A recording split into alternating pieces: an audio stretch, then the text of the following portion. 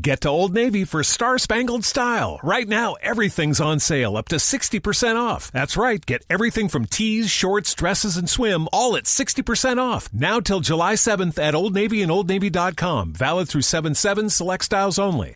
This is a download from BFM 89.9, the business station. This is the TED Radio Hour. Each week, groundbreaking TED Talks. TED. Technology. Entertainment. Design. Is that really what it stands for? I've never known that. Delivered at TED conferences around the world. It's the gift of the human imagination. We've had to believe in impossible things. The true nature of reality beckons from just beyond. Those talks, those ideas, adapted for radio. From NPR. I'm Guy Raz. Coming up. I like to say, actually, that an episode of schizophrenia is like a waking nightmare. The notion is that if you see things or hear things, you're going mad. But the psychotic hallucinations are quite different. I went on a psychopath spotting course, and I am now a certified psychopath spotter. This hour, The Unquiet Mind. First, news.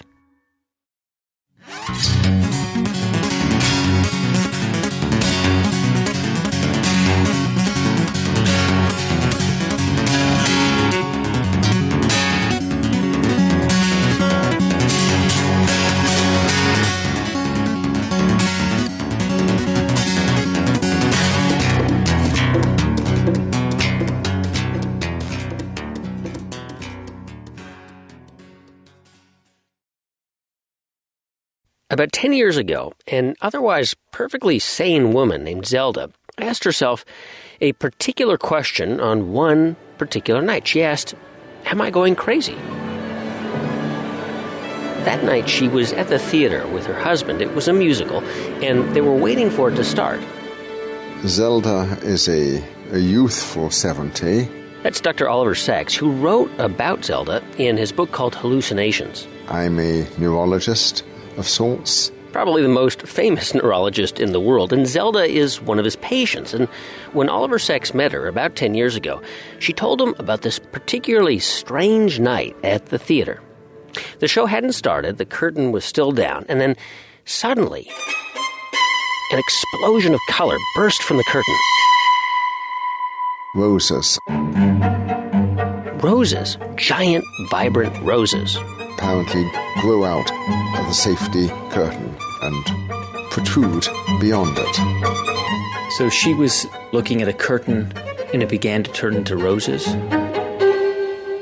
Yeah, there was in a particular part of it. She talked about red, green leaves. It's not as if they were painted or two-dimensional. They seemed to thrust into the air towards her. And she had been astonished, staggered, stupefied, amazed. Any verb one can use is too mild. So she closes her eyes. And they're still there. She instantly realized it was a hallucination. Her general health was good and her mental health was good. She had never had a hallucination before. Had never had any experience remotely similar. And at that moment, in that theater, Zelda asked herself the question, am I crazy? Am I going crazy? It's the TED Radio Hour from NPR.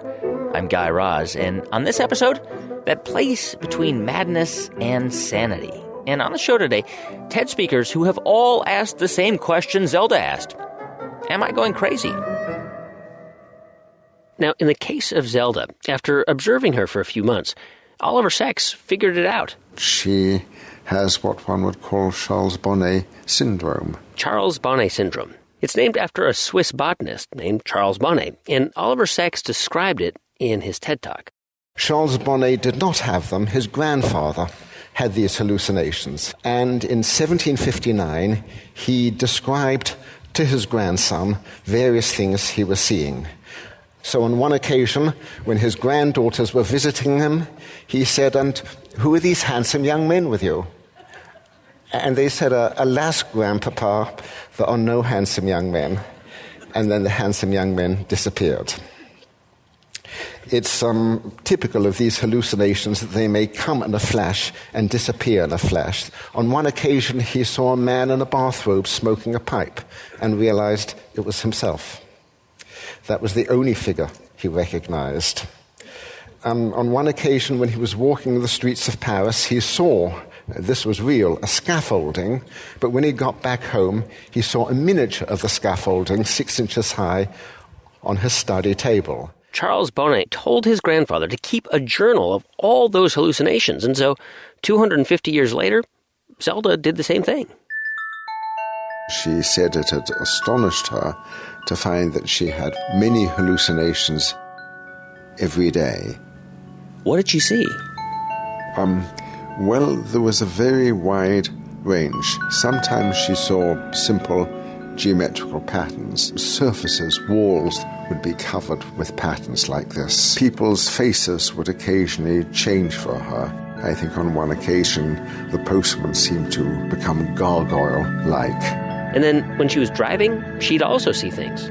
A boy appeared on the hood of the car, almost naked, pivoting, I think as if he were about to throw a discus or something like this. Her husband tried to shake the hallucination off, but the boy was there very tenaciously. But when they came to a parking lot, she said he rose up and disappeared.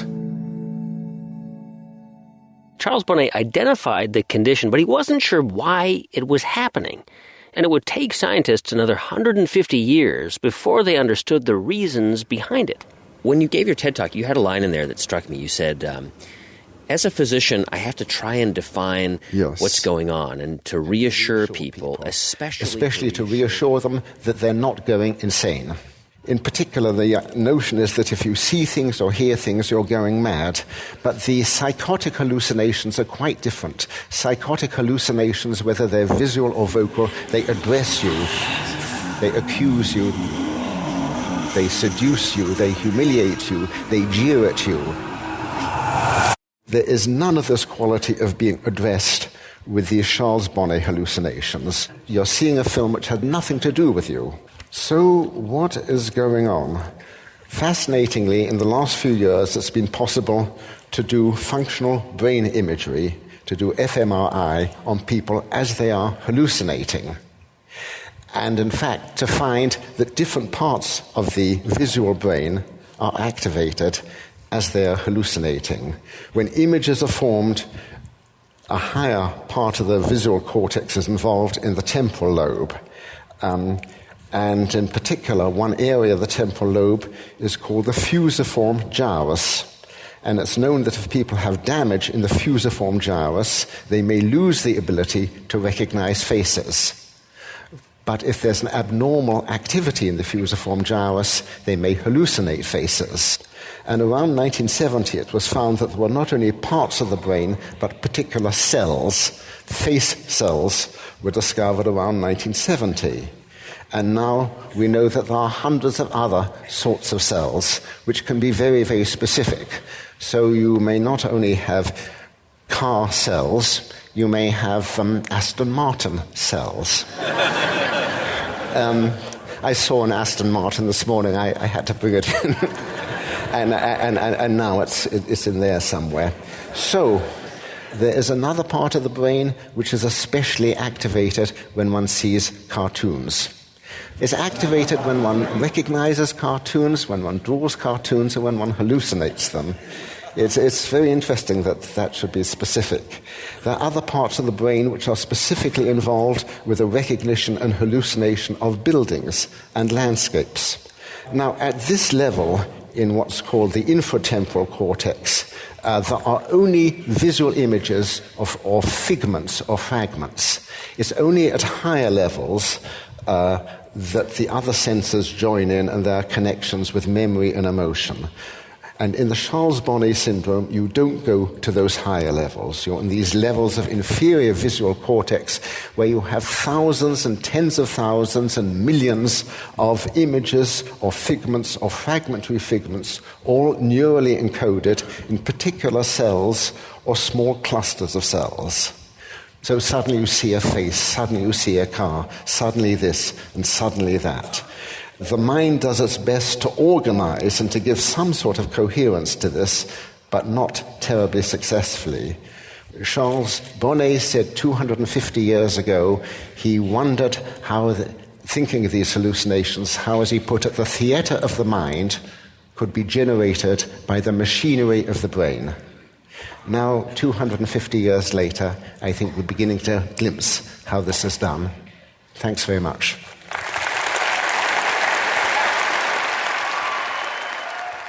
At a certain point, we all ask ourselves, am I going crazy? Am I going mad? Yes. Happens to everybody. Yeah, I know very vividly when it happened with me.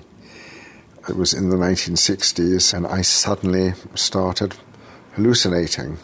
I ran for a bus, and on the bus, the people opposite me seemed to have huge egg-shaped heads, rather like Humpty Dumpty heads, with faceted insect-like eyes, which seemed to move suddenly.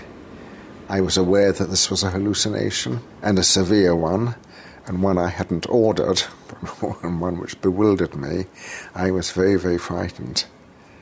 I think perhaps more frightened by a loss of control. I was fighting for control, and one form of doing that was to write, and as it were to try and somehow become a reporter of my condition rather than totally immersed in it. I wanted to keep a level of critical consciousness from being drowned. I was listening to a TED Talk by Ellen Sachs, who's schizophrenic, and by the way, she'll be on the show as well. And in her talk, she quotes the poet Rainer Maria Rilke, who had met Freud. And Freud offered him psychoanalysis, and then Rilke says, no thanks. And do you know the quote? Yeah, I do know the quote. Don't take my devils away because my angels may flee too. Yes. Freud was approached by a number of highly creative people with some mad-sounding symptoms, and basically he said, I think you can live with these, and you may need to. I don't know how metaphoric or real Rilke's angels or devils were, but one may need some of one's devils and angels. There are truly insane people. I mean, are we in some ways, all of us, in a kind of a gray area between that extreme and the other extreme of having no delusions or illusions or madness? Freud brought this out, for example, when he spoke about common unhappiness. He agreed that there was a horrible and dangerous thing, which was depression or melancholia, which might lead to suicide and might ruin a life. But he felt that unhappiness as such was a feature of life, and that one had to endure as well as enjoy. And people who don't may seem to be too shallow on the surface of life. People need depth, and depth means the possibility of unhappiness and frustration and sometimes torment, though hopefully not madness. Neurologist Oliver Sacks. His latest book is called Hallucinations. So what if you're not in that gray area? What if feeling crazy isn't something fleeting, but the biggest part of who you are? Just ask Ellen Sachs. She was diagnosed with the equivalent of a life sentence at age 22. As a young woman, I was in a psychiatric hospital on 3 different occasions for lengthy periods. At best, I was expected to live in a board and care and work at menial jobs. Stay with us. It's the TED Radio Hour from NPR. I'm Guy Raz.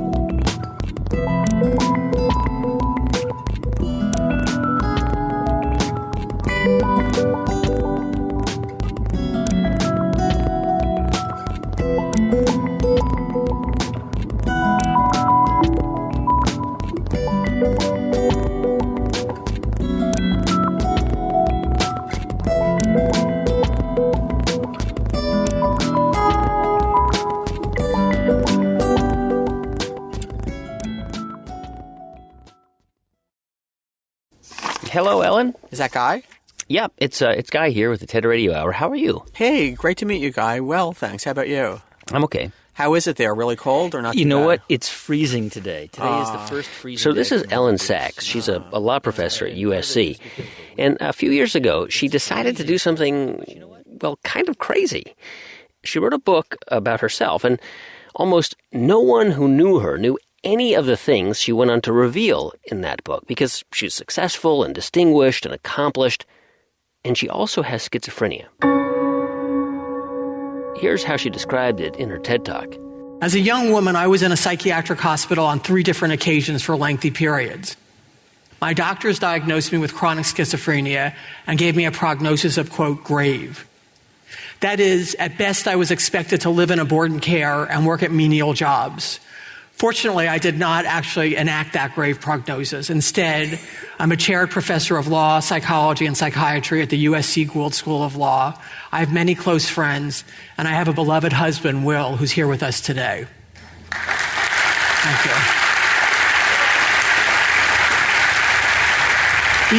He's definitely the star of my show. I'd like to share with you how that happened and also describe my experience of being psychotic. I like to say, actually, that an episode of schizophrenia is like a waking nightmare where you have all the bizarre images, frightening things happening. That's what it feels like, the terror, the confusion, impossible, bizarre happenings that don't happen in real life, but seem to be happening right now. Only with a nightmare, you sit up in bed and open your eyes, and it goes away. And you can't just open your eyes and make a psychotic episode go away. Can you describe one of your psychotic episodes? Yeah, it started off looking like... So, a bit of background here. Ellen had just graduated from Yale Law School. This was the early 1980s. And her therapist, who basically helped her get through her psychotic episodes, Ellen calls him Dr. White in her talk, he decided to shut down his practice. I expected to leave New Haven in about 2.5 years, and he suddenly announced that he was closing his practice in 3 months. I had made it through Yale Law School and had my first law job as a result of working with him, and I was very attached and very dependent, and I just fell apart. And my closest friend, Steve, flew out to be with me in this difficult time. So I got a call, and I decided that I would go back to New Haven immediately. That's Steve Banky. And at that time, Ellen was living in an apartment close to the Yale campus. And I remember just getting out of my car and walking in the building and wondering what I would see when Ellen opened the door. And I had been on the back wards of, at that point, a number of psychiatric hospitals, and nothing had prepared me for how badly Ellen was doing at that time. What did she look like? Ellen looked exhausted, gaunt. I stopped leaving my apartment. The room was pitch black. Shades were all drawn. She could barely speak. Wasn't bathing. It smelled. Had a lot of thoughts, delusions, and hallucinations. That I killed hundreds of thousands of people with my thoughts, or a nuclear explosion was being set off in my brain.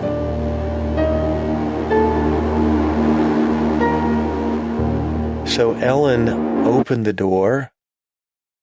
She said hi, and she turned around and began a very slow walk back to her couch, which was maybe 10 feet away, and I just followed her into the room and sat on the couch with her in silence for a very long time. Time. Ellen kept repeating those words. I started saying things about time. Word, clock, voices. Time has come. Time has come. Tell the clocks to stop. Time has come. Tell the clocks to stop. And then, Steve? I said something like, White is leaving. Dr. White is leaving. At that point, he said. And then there was another very long silence. Silence. For hours. They just sat there in silence. And then they took a little walk around New Haven, just some fresh air. And eventually the psychotic episode, it was over. And things got better. And a few days later, Ellen's therapist, Dr. White, he changed his mind. He would stay. But the psychotic episodes also stayed, and Ellen would go on to spend days, sometimes hundreds of days, in mental hospitals, mostly against her will. Now, it took many, many years before she was able to get it under control, with almost daily therapy and heavy medication. But what makes Ellen's story so amazing is who she became, despite what she lives with. I mean, Steve, I know who Ellen was. I mean, she'd been a Marshall scholar and a gifted law student, and yet she had this debilitating illness. Did you think that she would make it? Did you think that, 30 plus years on, we would be sitting here talking to one of the most distinguished law professors at USC? Oh, thank you. That's actually an interesting question. What's the answer, Steve? I never had a moment's doubt, Ellen, that you were going to make it. Really? Never. How come? Well, you have a life force about you that I just watched. And you would get feedback from professors that you were brilliant. So it was always very clear to me that you had the intelligence to do anything that you wanted to do. And I knew that you had the will as well. And I think the combination of the two has made a wonderful life for you. Yeah. Ellen, in your TED Talk, you describe the medication that you're on and also how you resisted taking them for a long time. Yeah, people resist for various reasons. One being they don't like the side effect. They feel like they're not themselves. For me, and I think for a lot of people, the problem was the quote, what we call in the business, the narcissistic injury of having a mental illness. I didn't want to believe that was true. The way I could prove that it wasn't true was getting off medication and doing well. I used to say, I don't want to use a crutch. I now say if my foot were broken, I'd use a crutch. Or my neurotransmitter is entitled to as gentle treatment as a broken foot. So I've kind of reframed, what medication is and does for me. I think it restores me back to my normal, true, authentic self instead of changing me into something I'm not. Do you still have psychotic thoughts? Occasionally, yeah. Will, my husband, likes to say psychosis is not like an on-off switch but like a dimmer. So at the far end, I'll have a transient thought. Down toward the middle, say we'll have house guests, which I love but is also hard for me. And I may have 2 or 3 days where I'm in and out of psychotic thinking. And then at the far end, I'm crouching in a corner shaking for weeks, which hasn't happened in more than a decade. So I do have symptoms, but they're farther apart, they're less intense, and they're less long-lasting than they used to be, which is to say, for the most part, I'm pretty clear, and I love it. And I recognize that other people are like this and that I was really just confused about reality. It's amazing because we celebrate and venerate athletes and other public figures who overcome cancer and other diseases, but we don't really talk about people who overcome mental illness. Yeah. Well, I think much of what surrounds mental illness is keeping it a secret from people. Yeah. And it is a terrible burden on top of a terrible burden. Keeping a secret kind of puts a wedge between you and new people. And I have to say, though, that the response I've gotten has been overwhelmingly positive and supportive and kind. Ellen, that's wonderful, but also remember that response came after people knew what you had accomplished. That's a good point. It's a good point. But it's the adage, the truth shall set you free, right? I mean, you have nothing to hide. Yeah. It must feel pretty good. It feels great. I will say I have some things still to hide. Everybody has something to hide. At times I spent up to 20 hours in mechanical restraints. Arms tied, arms and legs tied down, arms and legs tied down with a net tied tightly across my chest. I never struck anyone, I never harmed anyone, I never made any direct threats. If you've never been restrained yourself, you may have a benign image of the experience. There's nothing benign about it. While I was preparing to write my student note for the Yale Law Journal on mechanical restraints, I consulted an eminent law professor who was also a psychiatrist and said surely he would agree that restraints must be degrading, painful, and frightening. He looked at me in a knowing way and said, "Ellen, you don't really understand. These people are psychotic. They're different from me and you. They wouldn't experience restraints as we would." I didn't have the courage to tell him in that moment that no, we're not that different from him. We don't like to be strapped down to a bed and left to suffer for hours any more than he would. In fact, until very recently, and I'm sure some people still hold it, is the view that restraints help psychiatric patients feel safe. I've never met a psychiatric patient who agreed with that view. Today, I like to say I'm very pro-psychiatry, but very anti-force. I don't think force is effective as treatment, and I think using force is a terrible thing to do to another person with a terrible illness.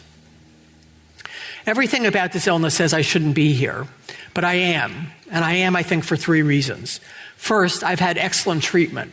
4 to 5 day a week psychoanalytic psychotherapy for decades and continuing, and excellent psychopharmacology. Second, I work at an enormously supportive workplace at USC Law School. This is a place that not only accommodates my needs, but actually embraces them.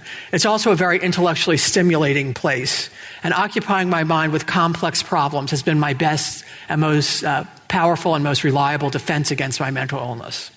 Third, I have many close family members and friends who know me and know my illness. These relationships have given my life a meaning and a depth, and they also help me navigate my life in the face of symptoms. Even with all that, excellent treatment, wonderful family and friends, supportive work environment, I did not make my illness public until relatively late in life. And that's because the stigma against mental illness is so powerful that I didn't feel safe with people knowing.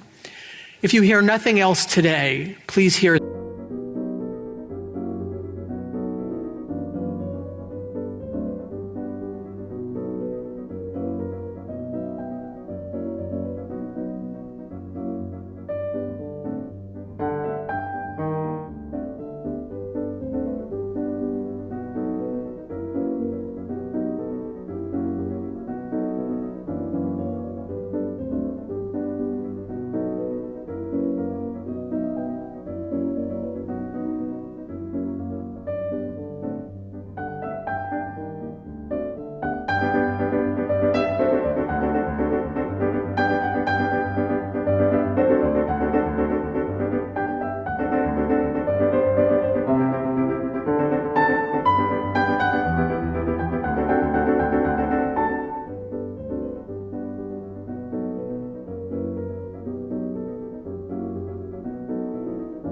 this. There are not schizophrenics. There are people with schizophrenia. And these people may be your spouse, they may be your child, they may be your neighbor, they may be your friend, they may be your coworker. Recently, a friend posed a question. If there were a pill I could take that would instantly cure me, would I take it? The poet Rainer Maria Rilke was offered psychoanalysis. He declined, saying, "Don't take my devils away because my angels may flee too." My psychosis, on the other hand, is a waking nightmare in which my devils are so terrifying that all my angels have already fled. So would I take the pill? In an instant. That said, I don't wish to be seen as regretting the life I could have had if I'd not been mentally ill, nor am I asking anyone for their pity. What I rather wish to say is that the humanity we all share is more important than the mental illness we may not. What those of us who suffer with mental illness want is what everybody wants. In the words of Sigmund Freud, to work and to love. Thank you. Ellen Sachs. She's written a book about living with her illness. It's called The Center Cannot Hold, and her husband helped her proofread the chapters. There's another thing I said when I was trying to get off medication my last time. I said, you're trying to put me in the hospital, ha, ha, ha. Ha, ha, ha. Hospitals are bad, they're mad, they're sad. One must stay away. I'm God, or I used to be.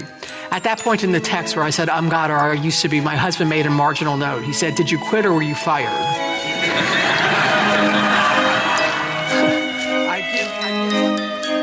Now, if Ellen Sachs has been successful in spite of her mental illness, performer Joshua Walters has been successful because of his. He gave this TED Talk in New York. My name is Joshua Walters. I'm a performer. But as far as being a performer, I'm also diagnosed bipolar. I reframe that as a positive because the crazier I get on stage, the more entertaining I become. When I was 16 in San Francisco, I had my breakthrough manic episode in which I thought I was Jesus Christ. Maybe you thought that was scary, but actually there's no amount of drugs you can take that can get you as high as if you think you're Jesus Christ. I was sent to a place, a psych ward, and in the psych ward, everyone is doing their own one-man show. There's no audience like this to justify their rehearsal time. They're just practicing. One day they'll get here. Now, when I got out, I was diagnosed and I was given medications by a psychiatrist. Okay, Josh, why don't we give you some Zyprexa, okay? At least that's what it says on my pen. Some of you are in the field. I can feel your noise. The first half of high school was the struggle of the manic episode, and the second half was the over-medications of these drugs, where I was sleeping through high school. The second half was just one big nap, pretty much, in class. And when I got out, I had a choice. I could either deny my mental illness or embrace my mental skillness. There's a movement going on right now to reframe mental illness as a positive, at least the hypomanic edge part of it. Now, if you don't know what hypomania is, it's like an engine that's out of control, maybe a Ferrari engine with no brakes. Many of the speakers here, many of you in the audience, have that creative edge, if you know what I'm talking about. You're driven to do something that everyone has told you is impossible. And there's a book, John Gardner wrote this book called The Hypomanic Edge, in which Christopher Columbus and Ted Turner and Steve Jobs and all these business minds have this edge to compete. A different book was written not too long ago in the mid-90s called Touch with Fire by K. Redfield Jamison, in which it was looked at in a creative sense, in which Mozart and Beethoven and Van Gogh all had this manic depression that they were suffering with. Some of them committed suicide, so it wasn't all the good side of the illness. Now, recently, there's been development in this field, and there was an article written in the New York Times, September 2010, in which investors were looking for entrepreneurs that had this kind of spectrum, if you know what I'm talking about. Not maybe full bipolar, but they were in the bipolar spectrum.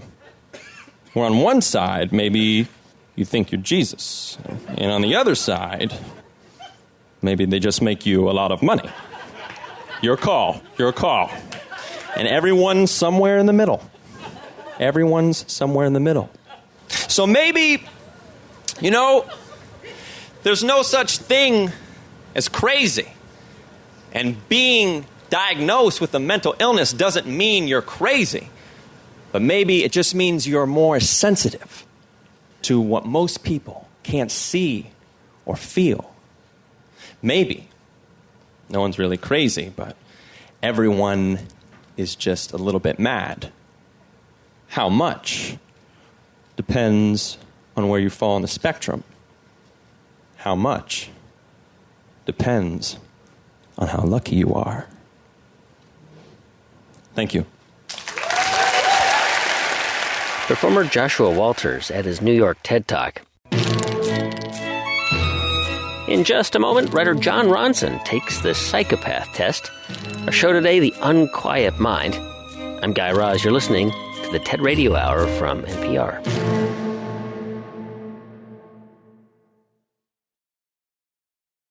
Support for the TED Radio Hour comes from the John D. and Catherine T. MacArthur Foundation, committed to building a more just, verdant, and peaceful world. More information at macfound.org.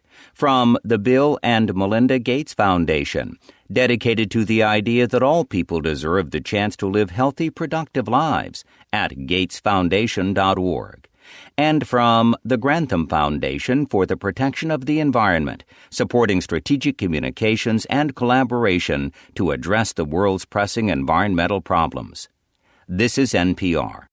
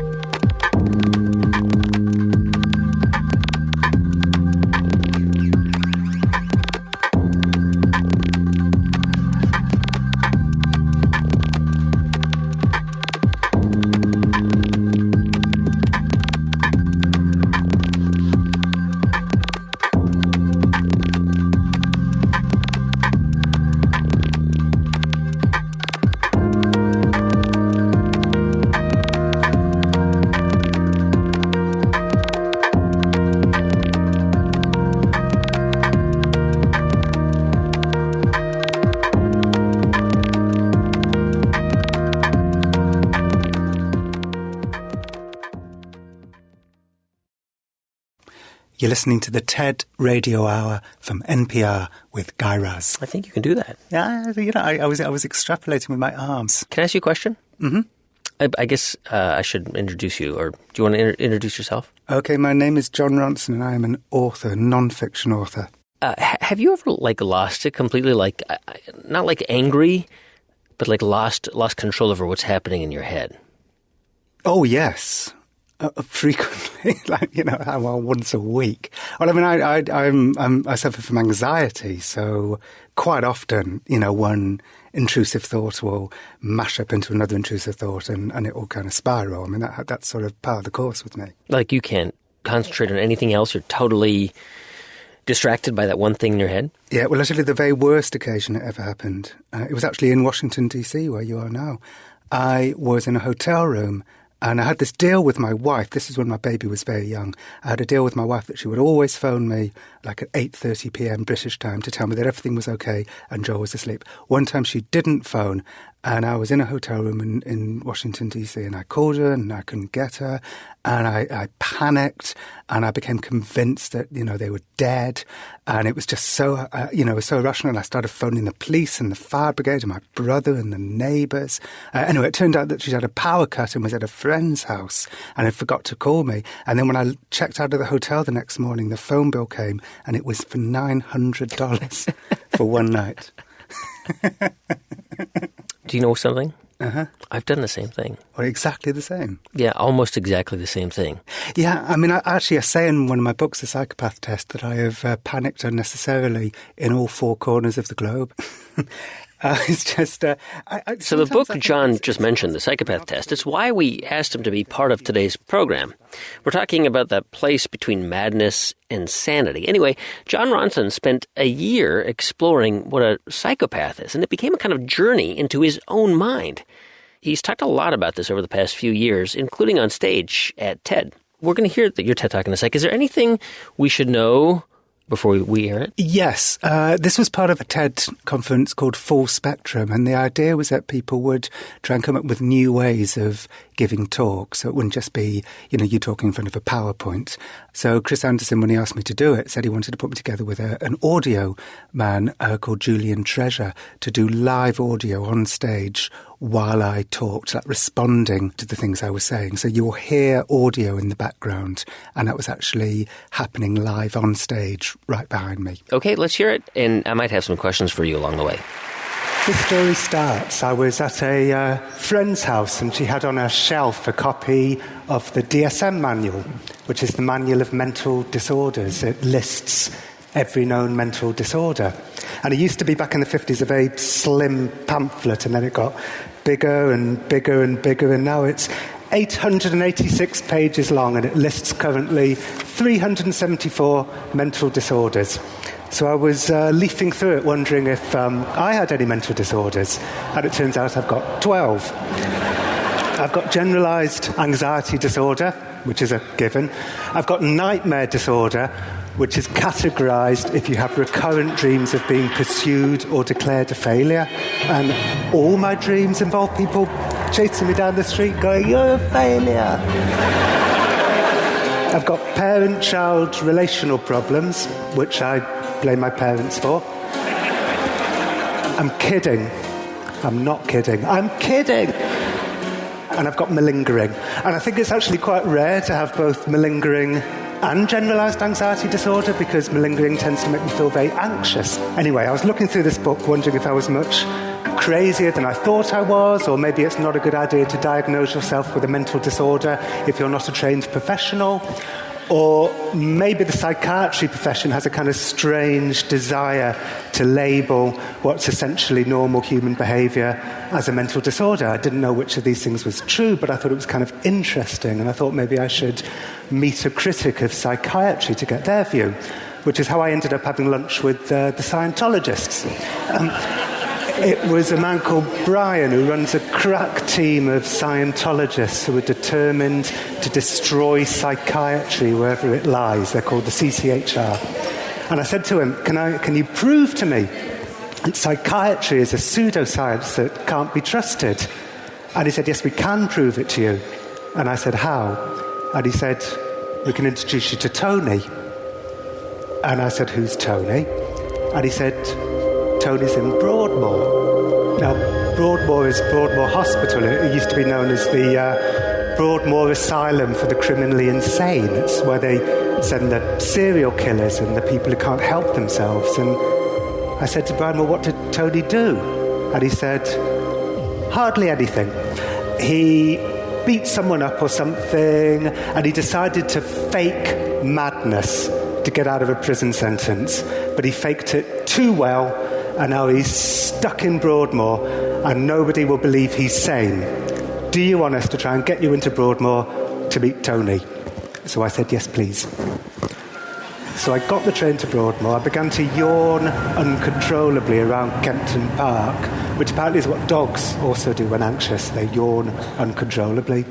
And we got to Broadmoor, and I got taken through gate after gate after gate after gate into the wellness centre, which is where you get to meet the patients. It looks like a giant Hampton Inn. It's all peach and pine and calming colours, and the only bold colours are the reds of the panic buttons. And the patients started drifting in, and they were quite overweight and wearing sweatpants and quite docile looking, and Brian, the Scientologist, whispered to me, they're medicated, which to the Scientologist is like the worst evil in the world, but I'm thinking it's probably a good idea. And then Brian said, here's Tony. And a man was walking in, and he wasn't overweight.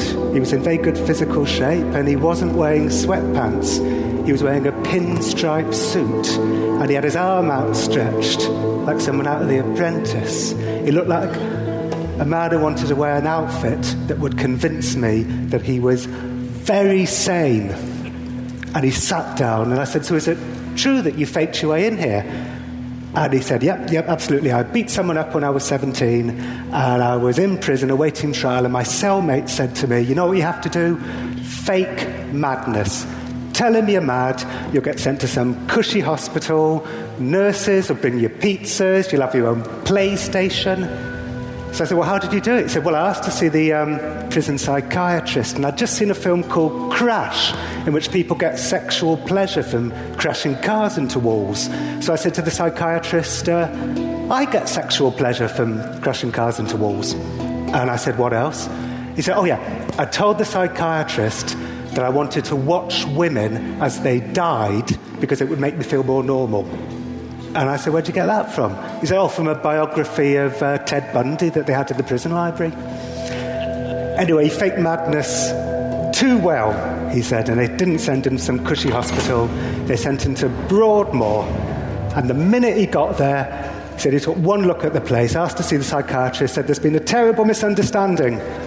I'm not mentally ill. I said, how long have you been here for? He said, well, if I'd just done my time in prison for the original crime, I'd have got 5 years. I've been in Broadmoor for 12 years. Hold on one sec.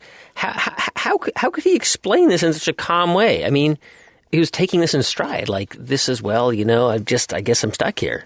Yeah, well, no, I mean, he never was happy to be stuck there. You know, he saw me as a possible way out of Broadmoor, so he was actually very friendly and cheerful, but very keen to make me an ally in some way. And he was just supposed to be there for 5 years. He was there for 12 years. I mean, that would drive him crazy. Probably. Oh, my God. And also the way Broadmoor's set up, if you engage with the therapy, it means they can detain you indefinitely. I mean, that's the kind of, the sort of weird catch-22 that they have at Broadmoor. So one way that Tony thought he could get out was to completely disengage in every single way with everybody there. So he refused to make small talk. He refused to a sort of war of non-cooperation. He thought that would be his way out. But of course, that made him seem crazy too. So there was no winning. It turns out that you called his clinician who told you that actually a telltale sign of being a psychopath is faking madness. Exactly. So Broadmoor accepted after a while that, yes, he had faked madness to escape a prison sentence because his hallucinations had seemed quite cliched and they vanished the minute he got to Broadmoor, but they'd assessed him and they determined that what he actually is a psychopath. And in fact, faking madness is exactly the kind of cunning and manipulative act of a psychopath. It's on the checklist, cunning, manipulative. So faking your brain going wrong is evidence that your brain has gone wrong. And I spoke to other experts, and they said the pinstripe suit, classic psychopath, speaks to items 1 and 2 on the checklist: glibness, superficial charm, a grandiose sense of self-worth. I said, I want to hang out with the other patients. Classic psychopath, it speaks to grandiosity and also lack of empathy. So all the things that had seemed most normal about Tony was evidence, according to his clinician, that he was mad in this new way. He was a psychopath. And his clinician said to me, if you want to know more about psychopaths, you can go on a psychopath spotting course run by Robert Hare, who invented the psychopath checklist. So I did.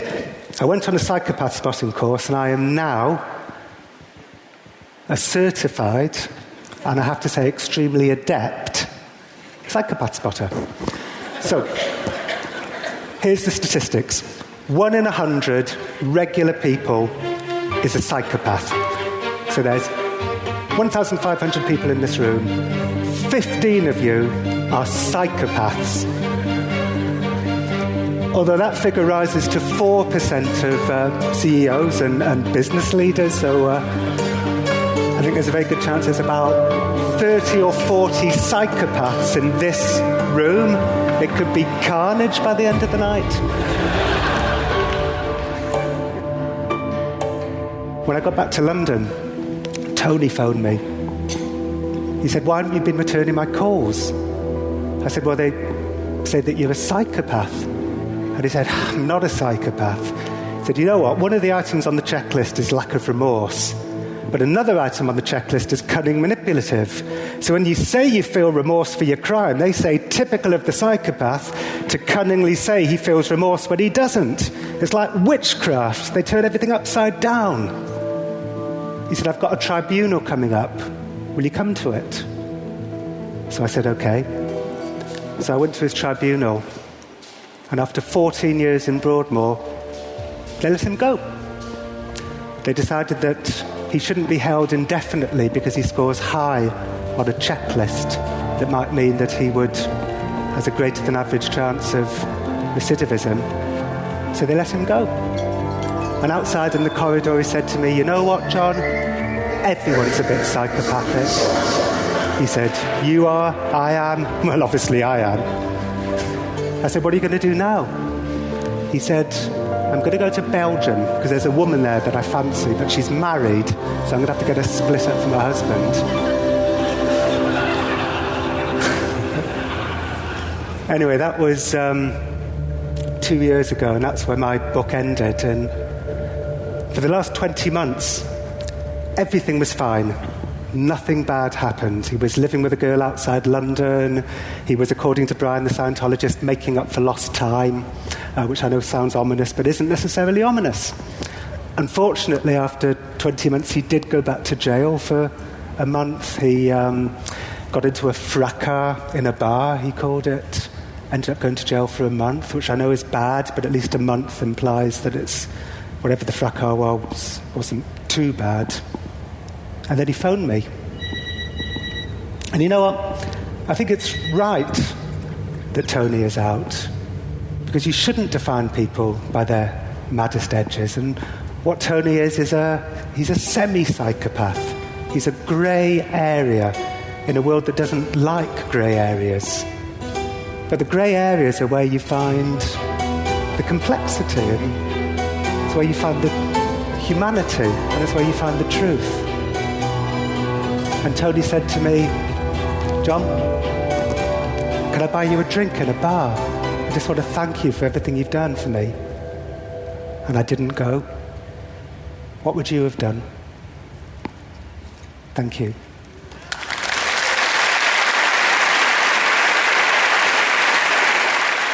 Do you regret it, not going?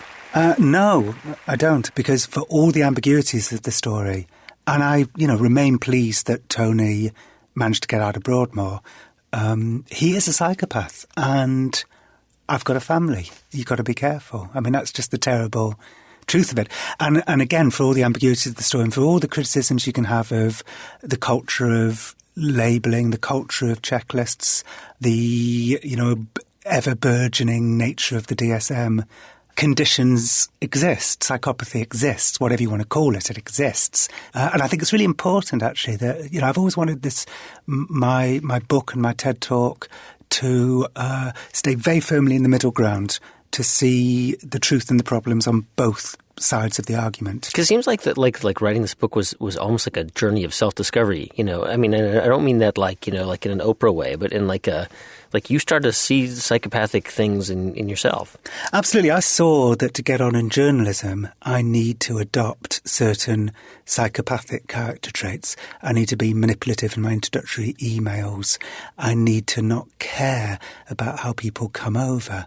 And so it certainly became a book about me trying to work out my own sense of personal morality.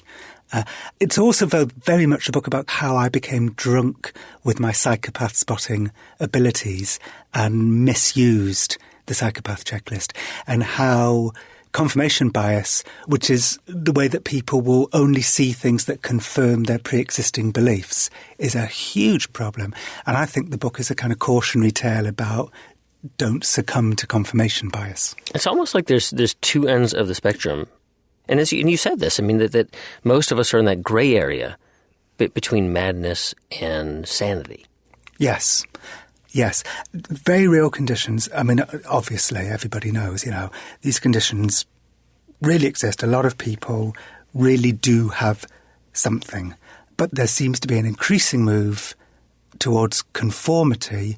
And so the boundary of what is normal is getting narrower and narrower and narrower, to the extent that more than 50% of Americans soon will be diagnosable with a mental disorder. So being not normal is the new normal. Where are you on the spectrum? Are you closer to madness or sanity? A little crazy. Me too. Should we get a drink?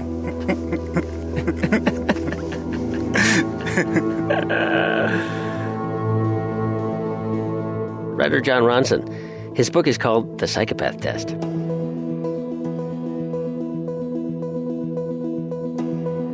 Thanks for listening to the show this week. If you missed any of it, or you want to hear more or want to find out more about who was on it, you can visit ted.npr.org. You can also find many more TED Talks at ted.com, and you can download this program through iTunes or through the NPR smartphone app.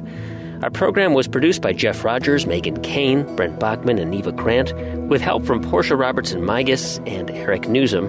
Thanks to our partners at TED, Chris Anderson, June Cohen, Darren Triff, and Janet Lee. I'm Guy Raz. You've been listening to Ideas Worth Spreading on the TED Radio Hour from NPR.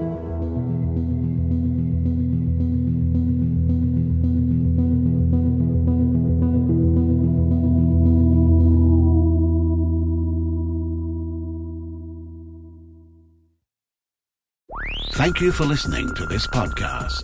To find more great interviews, go to bfm.my or find us on iTunes.